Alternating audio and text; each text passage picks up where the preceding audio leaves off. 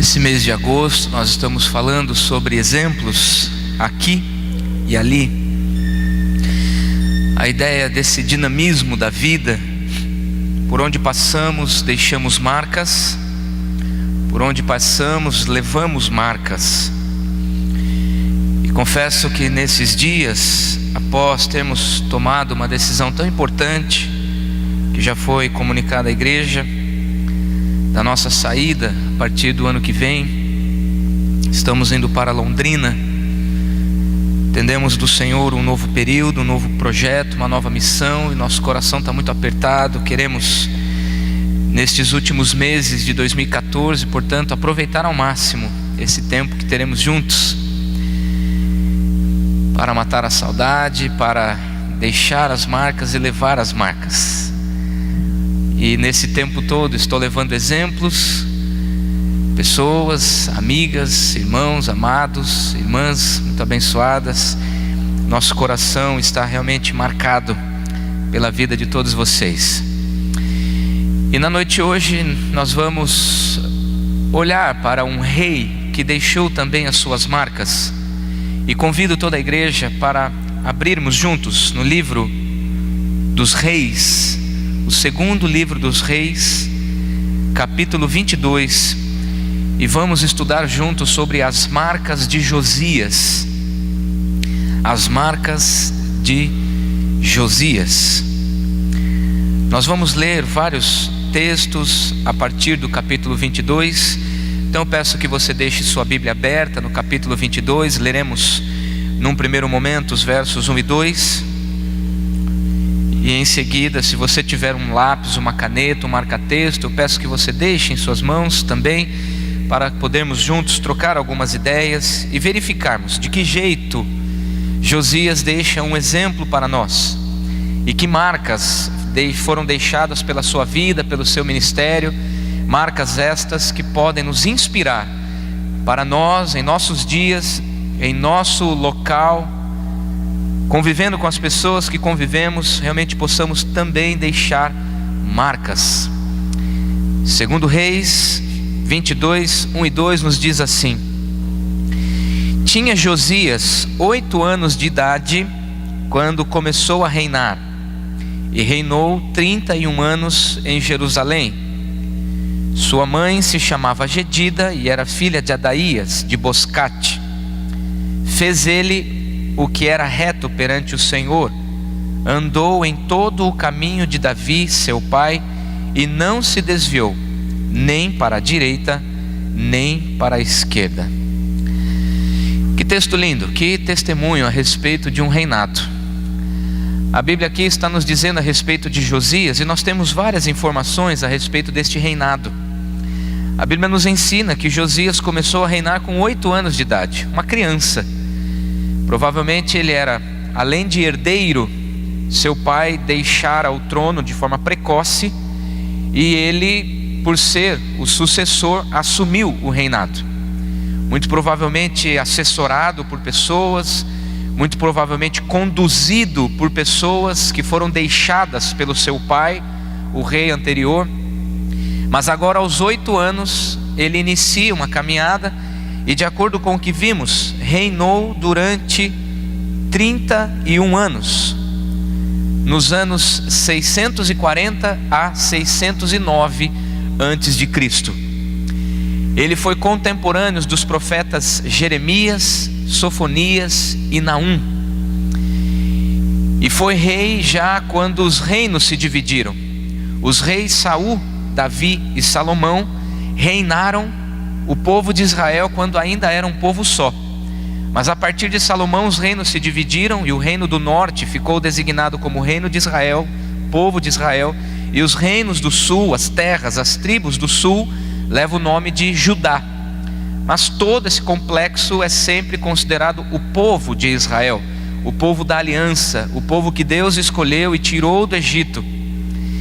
De forma que a Bíblia dá um relato muito interessante a respeito de Josias, e nós vamos perceber os exemplos, as marcas que este menino, que este jovem, que este rei deixou para nos inspirar.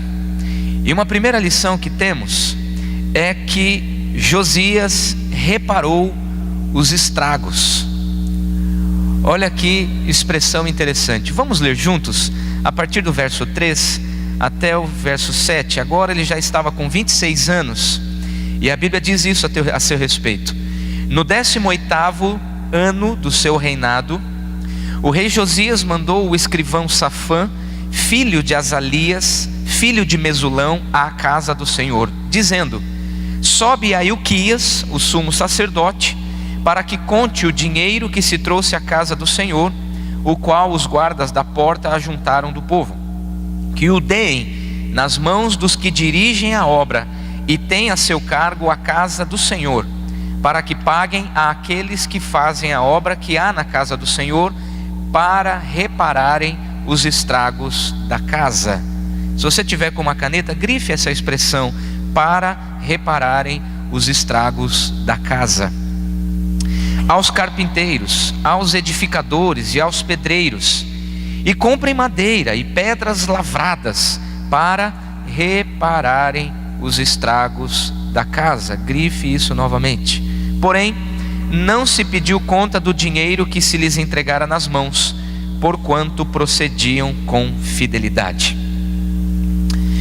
De acordo com o que vemos, Josias, agora um jovem, um homem já experimentado, aos 26 anos, olha para o templo de Jerusalém e percebe que o templo está deteriorado, estragado, por causa dos avanços dos povos inimigos. Há rachaduras, as paredes estão feias, sem pintura.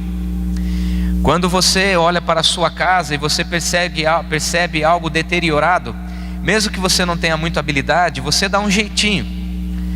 Esses dias precisamos trocar algumas peças do nosso apartamento, uma mangueirinha, um chuveiro, a pintura do teto que descola por causa de infiltração do apartamento de cima. Não sou necessariamente um carpinteiro ou um pedreiro, mas nós fazemos o que dá naquilo que é nosso, naquilo que a gente vê o tempo todo, para reparar os estragos da casa. Nesse ambiente, Josias está percebendo que o povo trouxera dinheiro para o altar, isso que nós fizemos agora há pouco, deixou na mão dos líderes, isso que o conselho, a tesouraria da igreja faz. Contrataram pessoas profissionais da área e designaram essas pessoas para liderarem a reforma, o reparo, os estragos. E aí nós ficamos pensando: puxa, essa prática então é antiga, pastor, de trazer os dízimos e ofertas? Sim, essa prática é antiga, e nós fazemos isso justamente para investir na casa do Senhor, para reparar os estragos.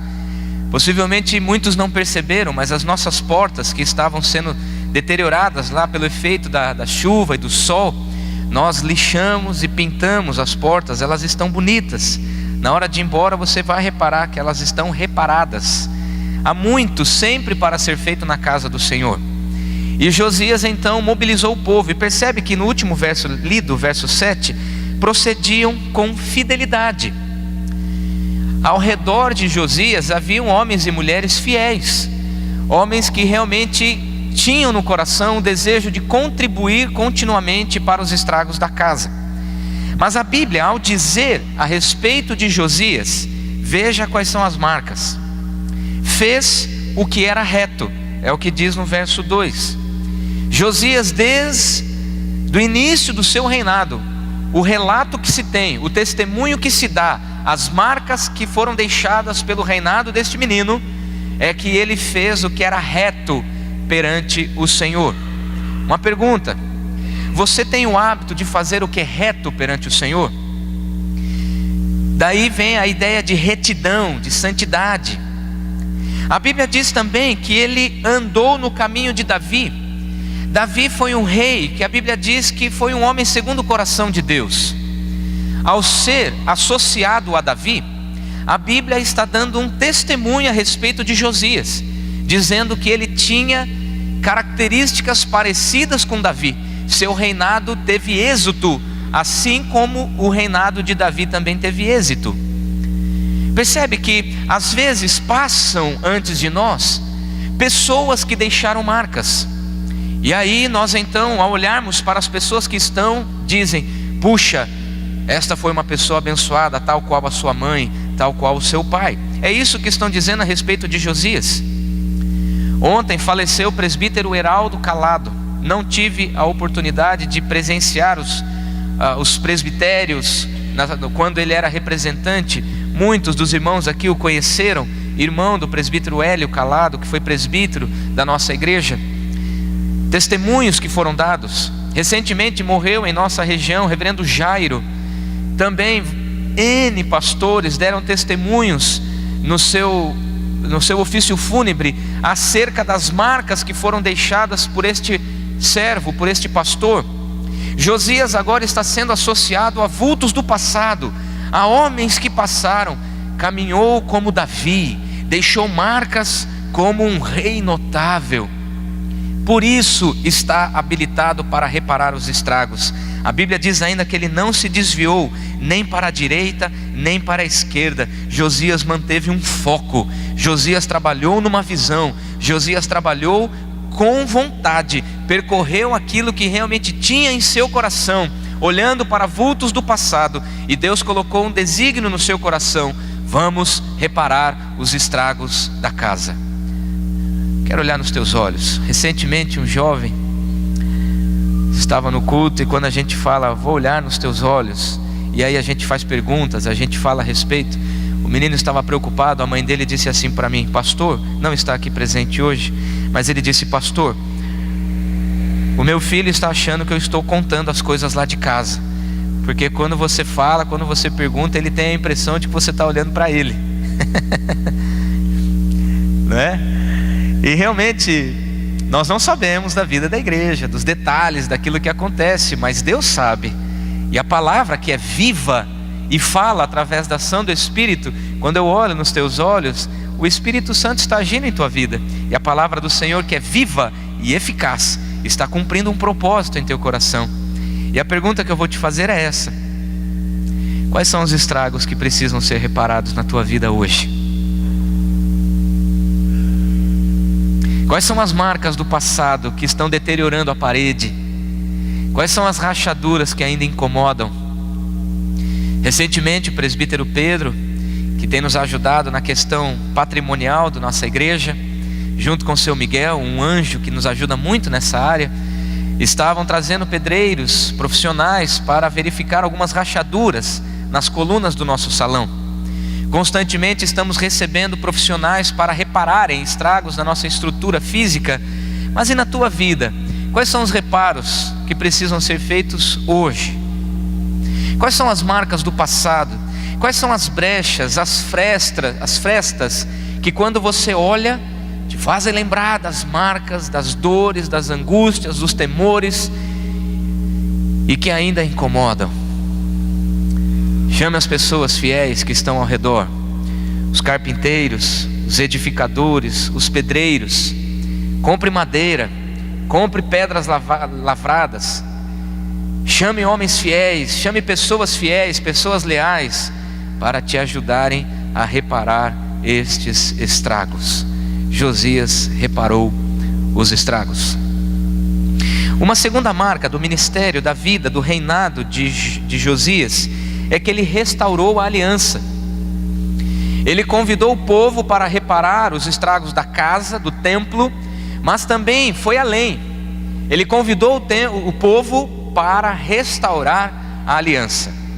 No período do reinado de Josias, enquanto reparavam os estragos da casa, o sumo sacerdote chamado Ilquias encontrou nos escombros o livro da aliança, que provavelmente continha Êxodo capítulo 20 e alguns trechos do livro de Deuteronômio. De acordo com o que se diz aqui no reinado, no registro do ministério de Josias, muito provavelmente a partir dos 10 mandamentos do Êxodo 20, algumas instituições de Moisés, alguns desdobramentos do Êxodo, de leis que foram sendo promulgadas.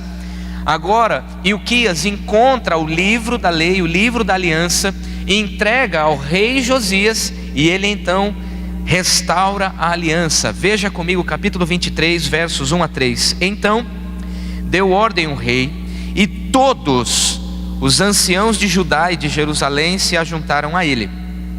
O rei subiu à casa do Senhor, e com ele todos os homens de Judá, todos os moradores de Jerusalém, os sacerdotes, os profetas e todo o povo, desde o menor até o maior, e leu diante deles todas as palavras do livro da aliança que fora encontrado na casa do Senhor. O rei se pôs em pé junto à coluna e fez aliança ante o Senhor. Grife se você puder: fez aliança ante o Senhor, para o seguirem, guardarem os seus mandamentos, os seus testemunhos e os seus estatutos de todo o coração e de toda a alma, cumprindo as palavras desta aliança que estavam escritas naquele livro. E todo o povo anuiu, ou seja, aprovou, consentiu, concordou, anuiu a aliança. Ao reparar os estragos da casa, ao deixar a casa bonita de novo, Josias então pega o livro da aliança e vai diante do povo, e ele mesmo inaugura uma renovação da aliança. E a Bíblia diz que ele deu ordem, no versículo 1 do capítulo 23, deu ordem para que se juntassem. E aqui a palavra todo ou todos aparece pelo menos 5 vezes. E o povo se reuniu, todos se reuniram. E diante do povo, o povo reunido, Josias, para dar exemplo, para deixar marcas, para inspirar as pessoas do seu reinado, as pessoas que lhe eram subordinadas, ele inaugura um processo. Ele mesmo, diante do Senhor, faz aliança.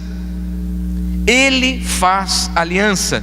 E em seguida, alguns verbos que são utilizados para seguirem, guardarem e cumprirem as palavras desta aliança.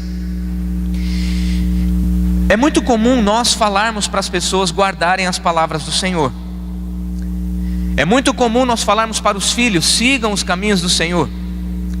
É muito comum nós dizermos para as pessoas: guardem as palavras do Senhor. E o salmista diz no Salmo 119: guardo a palavra do Senhor no coração, para não pecar contra ti. Mas antes de Josias falar às pessoas guardarem, cumprirem, seguirem, ele mesmo faz aliança com o Senhor. Isso é lindo, porque às vezes a gente vem para a igreja e o pastor, os pastores, um versículo é lido, uma canção é compartilhada, e aí a gente fica pensando: puxa, se fulano estivesse aqui.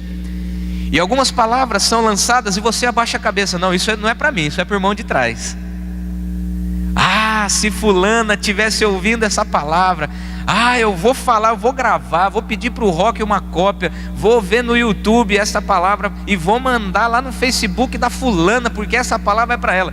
Não, você está aqui, essa palavra é para você, e eu estou convidando você hoje para seguirmos as marcas de Josias e hoje restaurarmos a aliança com o Senhor.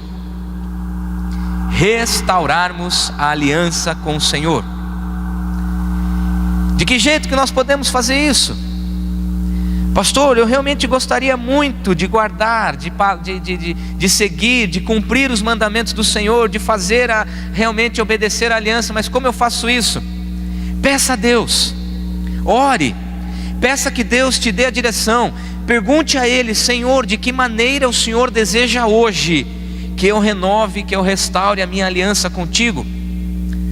Ora, quando nos casamos, nós trazemos no dedo uma aliança, e a aliança tem sentido de compromisso. Peço que os irmãos olhem bem nos meus olhos. Você tem compromisso com Deus? As tuas decisões são com base num compromisso que você assumiu com Deus? Os negócios que você fecha é por causa de compromissos com o Senhor? A leitura da palavra, as orações que você faz, a vinda até a igreja, as canções que você canta e ouve, as leituras que você faz, é para confirmar, para restaurar, para reestabelecer o compromisso, a aliança com o Senhor? Ai, pastor, isso é muito vago, eu já assumi a aliança lá atrás. Mas por que você acha que Josias está restaurando a aliança? Porque nós descumprimos a aliança, nós quebramos a aliança. Deus jamais se esquece do povo. Deus jamais deixa de cumprir suas promessas. Deus jamais se esquece da fidelidade que Ele tem para conosco. Ele não é homem para que minta, nem filho do homem para que se arrependa. Ele é Deus, Ele sabe o que faz. Nada está oculto para Ele. Mas nós, com as nossas mentes finitas, trocamos com Deus, fazemos barganhas com Deus. E parece-nos que em alguns momentos nós restauramos a aliança com Deus para receber uma bencinha, restauramos a aliança com Deus para receber um favorzinho, restabelecemos a aliança com Deus para sermos curados, para recebermos o propósito que estamos fazendo diante do Senhor. Mas será que hoje, assim como o amor de Deus é gratuito, assim como a aliança do Senhor é gratuito, o compromisso é uma dádiva, você pode hoje, no seu coração, fazer uma oração e dizer: Senhor, eu entrego mais uma vez a minha vida nas tuas mãos, quero guardar, cumprir e seguir os teus mandamentos. Mas se nós não nos deparamos, se nós não temos contato com a palavra do Senhor, que são os mandamentos do Senhor, o livro da aliança, se nós não temos contato com essa palavra, como que nós vamos guardar aquilo que não conhecemos? Como que vamos seguir aquilo que não temos contato? Como vamos obedecer se nossos ouvidos estão tampados? Restaure hoje a aliança com o Senhor. A sua vida, o seu testemunho é de alguém que restaura constantemente a aliança.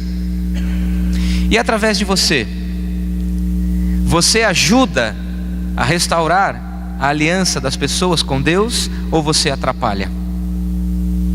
O teu testemunho, a tua marca, é de renovar a aliança das pessoas com Deus ou de rompê-la? Você é uma boa influência ou uma má influência? As pessoas que estão ao teu redor glorificam a Deus pela tua vida, ou dizem que você mesmo está distante de Deus? Josias conduziu o povo para que, a partir dele, ele mesmo restaurou a aliança e conduziu o povo. Ele se preocupou com o povo, ele quis que o povo estivesse perto de Deus. Deseje no seu coração que as pessoas ao teu redor restaurem constantemente a aliança com o Senhor, a partir do teu exemplo, a partir da tua marca, a partir da tua inspiração. E que a partir disso, ao conquistar essa liderança espiritual, ao conquistar esse testemunho, que as pessoas ao teu redor digam: eu quero também restaurar a aliança, porque eu sei que o Deus deste irmão, o Deus desta irmã, realmente é o Deus dos deuses, é o Senhor dos senhores, é o Deus Todo-Poderoso. Em terceiro lugar, Josias agora purifica o templo. Eu não vou ler todo o trecho, dos versos 4 a 14 do capítulo 23 de 2 Reis. A Bíblia nos descreve inúmeras medidas que Josias tomou agora para purificar o templo. Reparou os estragos, restaurou a aliança e agora está passando por um processo de purificação.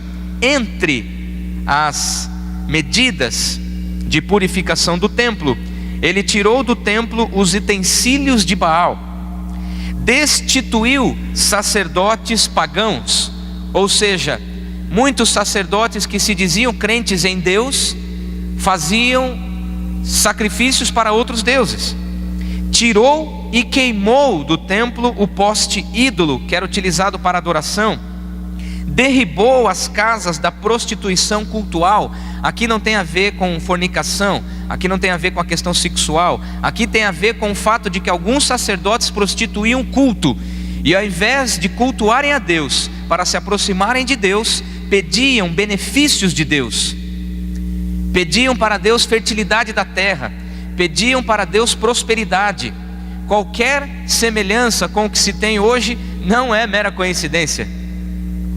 Ao invés de levantarem altares para adorarem a Deus, ao invés de irem ao templo para fazerem sacrifícios ao Deus, a Bíblia fala que existiam prostitutos cultuais, homens e mulheres através dos quais não se adoravam a Deus, apenas se dirigiam a ele para receber seus benefícios. Existem templos de Salomão aí sendo construídos hoje, uma afronta para o cristianismo. Uma afronta para o cristianismo. Parece que só lá vai ter Deus, parece que só lá vai ter o altar, parece que só lá a bênção vai acontecer. Isso é engano, e o pai do engano, o pai da mentira, chama-se Satanás. O povo está cansado de ser enganado, o povo está cansado de ser ludibriado, o povo quer ir até Deus, mas existem líderes cristãos que estão como prostitutos cultuais. Ao invés de levarem pessoas a Deus, estão levando pessoas para Deus para receberem seus benefícios. Isso é prostituição, isso é ter segundas intenções, isso é se aproximar de Deus não apenas para amá-lo, para obedecê-lo, para olhar o sacrifício de Cristo, sua morte e ressurreição, mas antes estão se aproximando de Deus como verdadeiros interesseiros. E isso está fazendo com que as pessoas se distanciem da igreja, pessoas que não adoram a Deus. Eu faço questão de conviver com pessoas não crentes. Às vezes sou mal interpretado, mas gosto de jogar meu futebol com pessoas incrédulas. Gosto de conviver com pessoas incrédulas no açougue, no posto, vizinhos, porteiros, profissionais que estão ali ao nosso redor. Gosto de conviver com essas pessoas, porque eu sei que lá no fundo as pessoas querem Deus. As pessoas estão cansadas do cristianismo que nós temos oferecido nos últimos anos. As pessoas estão realmente preocupadas com o que a igreja está fazendo com o cristianismo. As pessoas estão preocupadas com a maneira como que alguns cristãos se portam diante da sociedade. Faz com que a juventude se distancie de Deus. Eu não quero, eu não pactuo com isso, eu não aceito esse tipo de manifestação. E isso faz com que os incrédulos se distanciem da igreja consequentemente. É por causa de nós, eu me incluo nisso, é por causa do nosso mau testemunho. É por isso que Josias convidou o povo para purificar o templo. Não podemos mais admitir vida dupla, não podemos mais admitir falsidade espiritual, não podemos mais admitir pessoas que se dizem cristãos e se acostumam com pecados, não combatem mais o pecado, não buscam mais a santificação, não buscam mais uma vida purificada. Suas mentes estão cauterizadas. Deus precisa invadir a mente desses cristãos. Deus precisa fazer uma obra, reparar os estragos, restaurar a aliança para purificar cristãos que não vivem uma vida pura. Josias fez isso e investiu o seu tempo para deixar marcas de pureza, de limpeza, de santificação. Profanou e derribou os altares que eram levantados para outros deuses. E ali a partir do verso 10 até o 14 tem uma lista dos altares que foram derrubados, dos deuses que foram impedidos de adorar através do ministério de Josias. Se você conhece alguém que vive uma vida dupla, interpele essa pessoa em nome de Jesus. Se você conhece uma pessoa que está vivendo uma vida dupla, na igreja é crente, fora da igreja não é crente, confronte em nome de Jesus. Pessoas que se acostumaram com a vida dupla, pessoas que têm outras mulheres, pessoas que trocam e-mails, pornografia, erotismo, falsidade, mentira, engano, enfermidades da alma e do coração, mente fechada, tristeza, inveja, falta de humildade, soberba. Se você conhece pessoas assim, ou se você mesmo é assim, tem sido assim, um agente duplo do reino, permita que Deus hoje purifique o teu coração. Porque no Antigo Testamento havia um templo. No Antigo Testamento o templo de Jerusalém era considerado o lugar de Deus, o lugar onde era guardada a Arca da Aliança. Mas no Novo Testamento, eu e você somos o templo. E o templo, para o Espírito Santo habitar, precisa estar limpo. 1 Coríntios capítulo 3, verso 16. Vocês são santuário de Deus. 1 Coríntios capítulo 16, versículo 9. Somos santuário do Espírito Santo. E se eu e você hoje somos habitação, morada do Espírito, é bom que nós estejamos limpos. É bom que nós estejamos com a vida pura, com a vida inteira diante do Senhor. Pastor, eu já desisti, não consigo ter essa vida aí que a palavra fala, não consigo. Eu gosto do pecado, eu não consigo. Quando eu sinto que estou andando para a santidade, vem o inimigo de novo e planta uma rasteira. Vem as circunstâncias de novo, eu fico sozinho, eu me encontro com fulana, eu me encontro com Beltrano, eu me encontro com aquele cara que me facilita os negócios, e daí eu me deslizo de novo. A santidade não significa ser perfeito, meu irmão, minha irmã. A santidade significa você reconhecer as suas fragilidades e colocá-las diante do Senhor e dizer: Senhor, me ajude a combater as minhas fragilidades. Eu não posso aceitar isso diante do Senhor. Purificar o templo é preciso vivermos. Quantos querem hoje? Não se manifeste. Quantos desejam hoje ser purificados pelo poder do Espírito Santo? Quantos permitem hoje que o Espírito de Deus abra as portas dos porões mais escuros da tua alma, escancare as janelas empoeiradas? Quem hoje vai permitir que as portas travadas sejam destravadas, para que o Espírito Santo entre lá? Não que ele não conheça, mas existem portas que nós trancamos para o lado de dentro. Existem portas como nos desenhos animados. Eu me lembro muito bem do Tom e Jerry. Trancava e comia a chave, lembra? Quem sabe você trancou alguns porões da sua vida e engoliu a chave. O meu desejo hoje é que o Espírito de Deus vasculhe o teu estômago, traga à luz as chaves dos porões, para que você seja liberto e purificado hoje. Em quarto lugar, Josias viveu uma vida com piedade.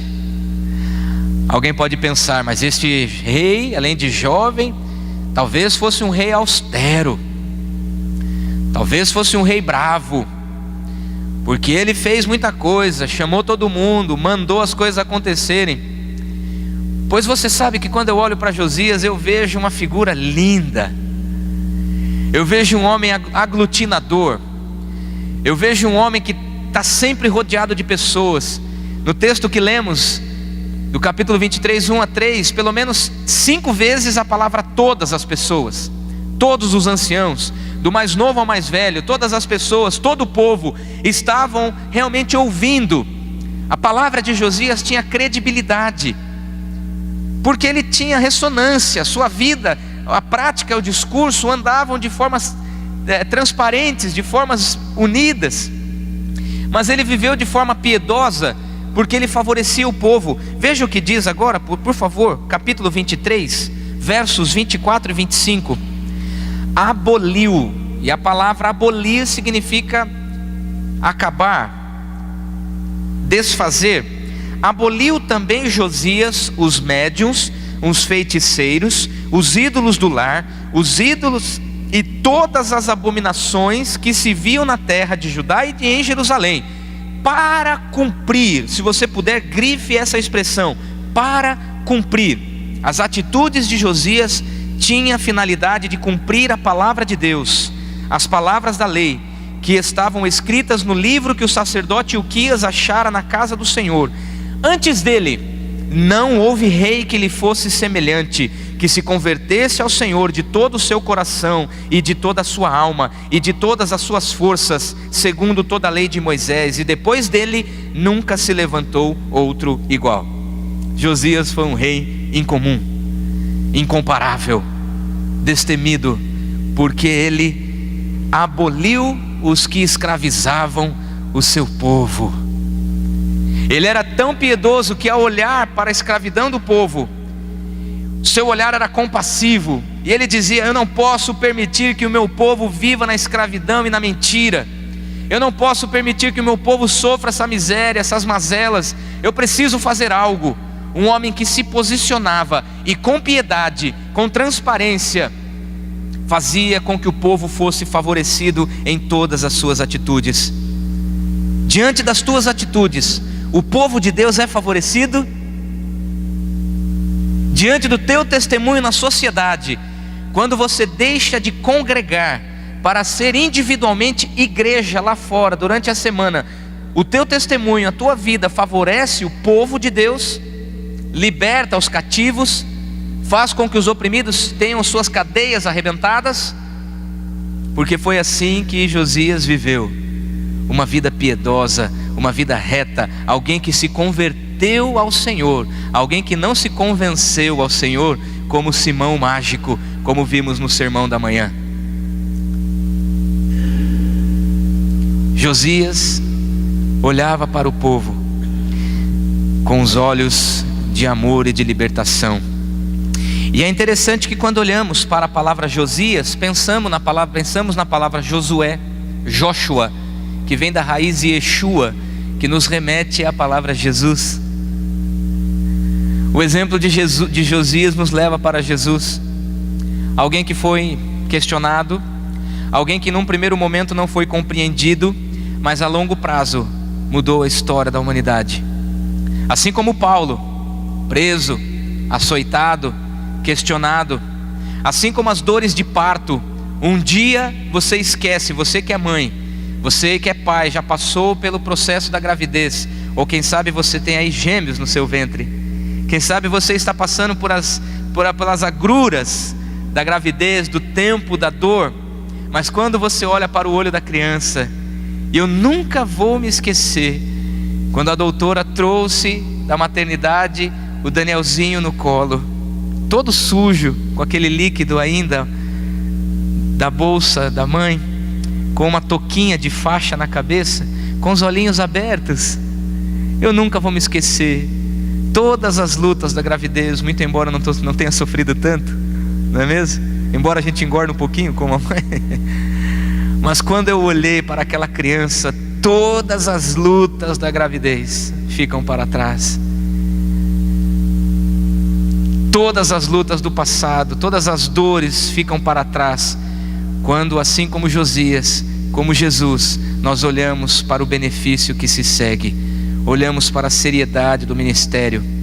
O apóstolo Paulo não foi compreendido, foi abandonado, mas mudou a história do cristianismo nos seus dias.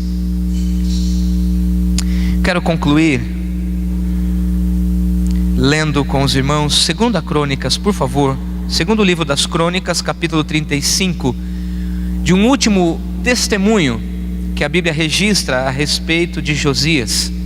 E com isso eu já vou concluindo, os irmãos da equipe, se puderem já ir se preparando. 2 Crônicas, capítulo 35, versos 26 e 27, dizem assim: quanto aos atos de Josias e às suas beneficências, segundo está escrito na lei do Senhor, e aos mais atos, tanto os primeiros como os últimos, eis que estão escritos no livro da história dos reis de Israel e de Judá. Sabe o que a Bíblia está dizendo? Que Josias entrou para a história, que Josias está registrado na palavra do Senhor como um homem cujo reinado não houve igual. Antes dele e depois dele não houve ninguém igual Josias. Que você possa deixar estas marcas na sua vida e no seu ministério. Quais são as marcas que você tem deixado? Quais são as marcas que você quer deixar? Vamos nos colocar em pé e vamos cantar a respeito da fidelidade do Senhor, porque cá entre nós não temos capacidade de fazermos isso que Josias fez. Mesmo embora a palavra do Senhor nos orientando, nos inspirando, nos ensinando, mesmo o Espírito de Deus agindo em nós, os nossos limites, as nossas limitações nos impedem, dificultam a obra de Deus. Mas, sim, Deus é fiel e vai cumprir em minha e tua vida o que Ele tem, porque Ele é Deus e Ele tem o melhor. Diga para quem está ao teu lado, diga assim: ó, Deus tem o melhor para a tua vida. Diga assim: ó, Deus é fiel e você vai ver a fidelidade do Senhor. Vamos louvá-lo com todo o coração.